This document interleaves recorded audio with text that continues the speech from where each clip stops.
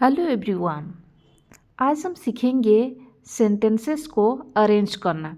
ये जो सेंटेंसेस है ये रैंडमली दी हुई है, कोई सीक्वेंस में नहीं दिया हुआ है।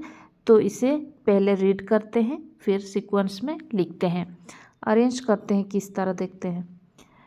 सबसे पहले रीड करते हैं। From South Africa when Mahatma Gandhi return the event is organised around January 9 to India, which was first held in 2003।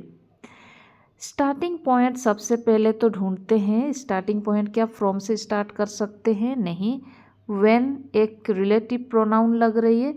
Relative pronoun से पहले कोई टाइम होना चाहिए, इससे भी स्टार्ट नहीं कर सकते हैं। दी इवेंट ये स्टार्ट हो सकती है, इज ऑर्गेनाइज्ड से स्टार्ट नहीं कर सकते हैं, टू इंडिया से भी स्टार्ट नहीं कर सकते हैं। विच भी रिलेटिव प्रोनाउन लग रहा है, इससे पहले कोई नाउन होना चाहिए, तब जाके हम इसके बाद लिख सकते थे। तो स्टार्ट करते हैं सबसे पहले दी इवेंट से। दी इवेंट इससे हम स्टार्ट कर सकते हैं। दी इवेंट सी नंबर है। दी इवेंट इवेंट के बाद क्या दी इवेंट फ्रॉम लिख सकते हैं? नहीं। व्हेन नहीं। इवेंट कोई इवेंट हो रहा, ओकेजन हो रहा है, तो विच वॉज इवेंट हमारे सिंगुलर लग रहा है, तो द इवेंट विच ये इसके रिलेटिव प्रोनाउन हो गया। Which was first held in 2003। तो विच ये वाला कौन सा लाइन में है? एफ लाइन में है। F the event which was first held in 2003। फिर आएगी which was first held in 2003 is organized around January 9। ये कौन सा नंबर में आ रहा? डी नंबर है। उसके बाद 9 क्या है? यहाँ पर टाइम बता रहा है, टाइम को शो कर रहा है। टाइम का रिलेटिव प्रोनाउन यहाँ पे दिया हुआ व्हेन। तो व्हेन कितना है नंबर में है? बी नंबर है। बी नंबर तो CFD बी हो गया। उसके बाद यहाँ फ्रॉम जो है फ्रॉम, और यहाँ पे टू लिखा हुआ है। पहले टू आती है, उसके बाद फ्रॉम। बोलते हैं इतने से इतना, इस तरह। तो टू के बाद फ्रॉम आएगा, to India from South Africa. तो ये कितना नंबर है? ई। उसके बाद हमारा ए पे जाएगा। तो क्या बन जाएगा? The event which was first held in 2003 is organized around January 9 when Mahatma Gandhi returned to India from South Africa। तो ये सही आंसर हो जाएगी। तो यहाँ पर देखते हैं सही आंसर आ गया। The event which was first held in 2003 is organized around January 9 when Mahatma Gandhi return to India from South Africa in 1915। तो ये सेंटेंसेस अभी सही हो गया। नेक्स्ट देखते हैं इसी तरह नंबर 2, इसको भी अरेंज करते हैं। सीक्वेंस में नहीं दिया हुआ है।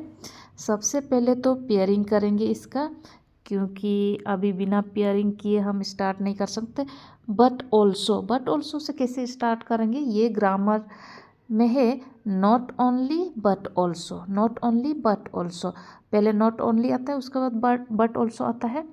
तो ये तो इसके बाद होगा, यहाँ से स्टार्ट नहीं कर सकते हैं। नेक्स्ट है in the constitution. In the constitution यहाँ से भी स्टार्ट नहीं स्टार्ट कर सकते थे, लेकिन सेंटेंस आगे देख लेते हैं। Has argued that the draft, यहाँ भी स्टार्ट नहीं कर सकते हैं, क्योंकि इससे पहले कोई नाउन होना चाहिए, उसके बाद वर्ब आता है। To the higher education system, to the higher education system यहाँ से भी स्टार्ट नहीं कर सकते हैं।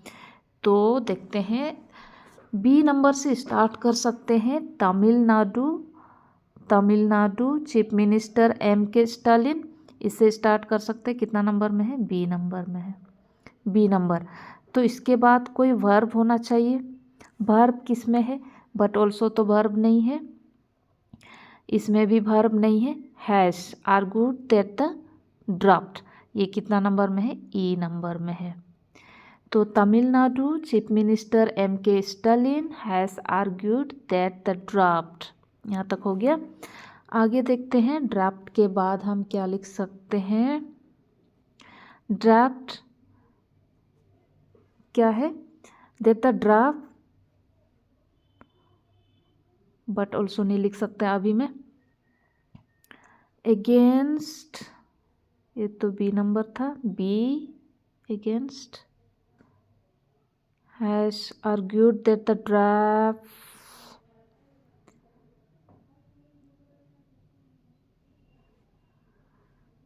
is not only, ड्राफ्ट जो है इसमें आर्ग्यूड हो रहा, आर्ग्यूड मतलब कोई दोनों कॉन्ट्रैक्ट सेंटेंस को जोड़ेंगे, आर्ग्यूड करे किसमें, is not only against the basic federal principles answering, तो इसको हम लिख सकते हैं सी नंबर।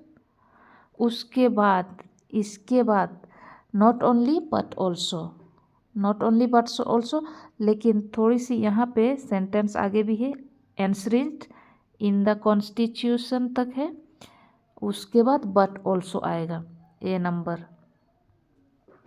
सॉरी यहाँ पर डी नंबर, उसके बाद ए आएगी, ए, उसके बाद लास्ट क्या है, but also poses a threat to the higher education system, अब यहाँ पर एफ आएगा लास्ट में। तो इसका हम देखेंगे सेंटेंस को, क्या सेंटेंस बनी। Tamil Nadu chief minister M.K. Stalin has argued that the draft is not only against the basic federal principles enshrined in the constitution but also poses a threat to the higher education system, तो ये है सही answer. तो आज के लिए इतना ही, thank you.